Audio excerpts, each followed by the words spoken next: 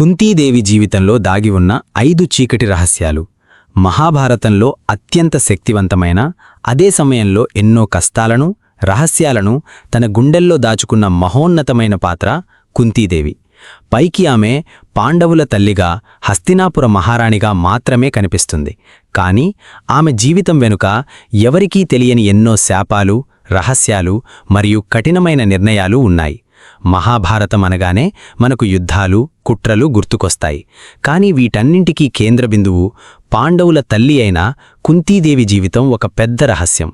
ఆమె కేవలం ఒక తల్లి మాత్రమే కాదు, తన జీవితాంతం ఒక భయంకరమైన నిజాన్ని దాచి లోపల నరకం అనుభవించిన ఒక వీరనారి. అసలు కుంతీదేవి అసలు పేరేంటి? ఆమెకు దుర్వాస మహర్షి ఇచ్చిన ఆ రహస్యమంత్రం వెనుక ఉన్న శాపమేంటి? కృష్ణుడికి మేనత్త అయిన కుంతీదేవి తన సొంత కొడుకైన కర్ణుడిని ఎందుకు గంగలో వదిలేయాల్సి వచ్చింది? చివర్లో ఆమె చావు వెనుక ఉన్న రహస్యమేంటి? కుంతి అసలు పేరు, ఆ పెంపకం. చాలామందికి తెలియని విషయమేంటంటే, కుంతి పుట్టినప్పుడు ఆమె పేరు కుంతి కాదు, ఆమె అసలు పేరు పృథ. ఆమె యాదవరాజు అయిన సూరసేనుడి కుమార్తె. అంటే సాక్షాత్తు కృష్ణుడి తండ్రి అయిన వసుదేవుడికి సోదరి, కృష్ణుడికి మేనత్త. అయితే సూరసేనుడికి కుంతిభోజుడు అనే స్నేహితుడు, బావమరిది అని కూడా అంటారు, ఉండేవాడు. ఆయనకు పిల్లలు లేరు. దాంతో సూరసేనుడు తన మొదటి సంతానమైన పృథను కుంతిభోజుడికి దత్తతిచ్చాడు. కుంతిభోజుడి ఇంట్లో పెరగడం వల్లే ఆమెకు కుంతి అనే పేరు వచ్చింది.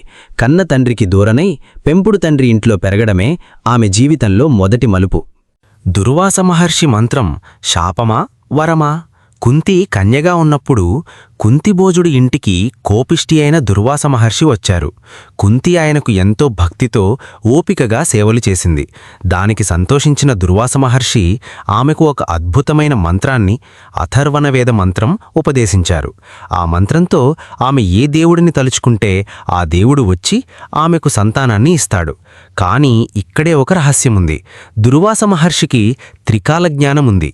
భవిష్యత్తులో కుంతి భర్త అయిన పాండురాజుకు ఒక శాపం వల్ల పిల్లలు పుట్టరని, ఆ సమయంలో ఈ మంత్రమే కురువంశాన్ని కాపాడుతుందని తెలిసి ఆయన ముందే ఈ వరాన్ని ఇచ్చారు. అంటే అది కేవలం వరం కాదు, కాబోయే మహాభారత యుద్ధానికి రాసిన ముందస్తు స్క్రిప్ట్. కర్ణుడి జననం అండ్ కుంతి పడిన నరకం. కౌమారదశలో ఉన్న కుంతి ఆ మంత్రం నిజంగానే పనిచేస్తుందా లేదా అని పరీక్షించడానికి ఉదయిస్తున్న సూర్యభగవానుడిని తలుచుకుంది. మంత్రమహిమ వల్ల సూర్యుడు వచ్చి ఆమెకు కవచకుండలాలతో కూడిన ఒక బిడ్డను ప్రసాదించాడు. సమాజానికి భయపడి పెళ్లి కాకుండా పుట్టిన ఆ బిడ్డను, అంటే కర్ణుడిని, ఒక పెట్టెలో పెట్టి గంగానదిలో వదిలేసింది. ద్రౌపది 5గురిని పెళ్లాడటం వెనుక ప్లాన్. మీరు తెచ్చిన భిక్షను 5గురు సమానంగా పంచుకోండి అని కుంతి చెప్పడం వల్లే ద్రౌపది 5గురు పాండవులను పెళ్లి చేసుకుంది అని మనకు తెలుసు. కాని దీని వెనుక కుంతికి ఒక బలమైన ఆలోచన ఉంది. పాండవుల మధ్య ఎలాంటి విభేదాలు రాకూడదని, 5గురు ఎప్పుడూ ఒక్కటిగా ఉండాలని ఆమె కోరుకుంది. ద్రౌపది కేవలం ఒక్కడికే భార్య అయితే భవిష్యత్తులో అన్నదమ్ముల మధ్య ఈర్ష్య లేదా విభేదాలు వచ్చే అవకాశముందని కుంతి ముందే ఊహించింది. అందుకే నోరు జారినట్టు నటించి పాండవుల ఐక్యత కోసం ద్రౌపదిని 5గురికి భార్యను చేసింది.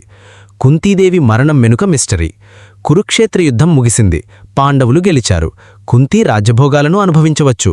కాని ఆమె ఒక విచిత్రమైన నిర్ణయం తీసుకుంది.